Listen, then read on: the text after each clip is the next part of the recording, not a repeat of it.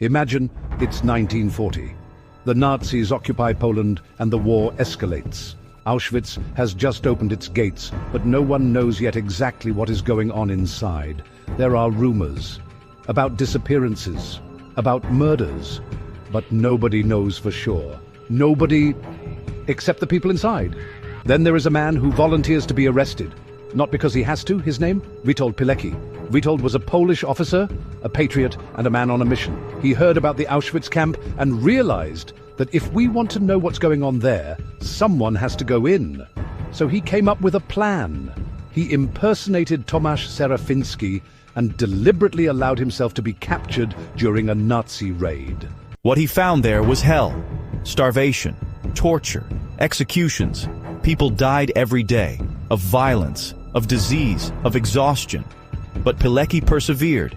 He secretly created a resistance group within the camp, the ZOW, Związek Organizacji Wojskowej. They transmitted information through letters, escaped prisoners, and even a radio station they built themselves in the camp. His reports eventually reached both the Polish government in exile and the Allies.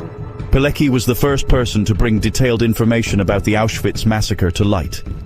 But the world barely reacted. His messages were ignored or dismissed as exaggerated. Only after almost 3 years in the camp did Pilecki manage to escape. Together with 2 others, he fled, on foot, through forests and rivers, back to Warsaw. But his struggle was not over. He rejoined the resistance and fought in the Warsaw Uprising of 1944. Then came a new occupier, the Soviet Union. Poland was liberated from the Nazis, but immediately fell into the clutches of communism. Witold Pilecki was one of the first to see the new threat. He began gathering information about the Soviets and the communist regime, hoping that the West would intervene.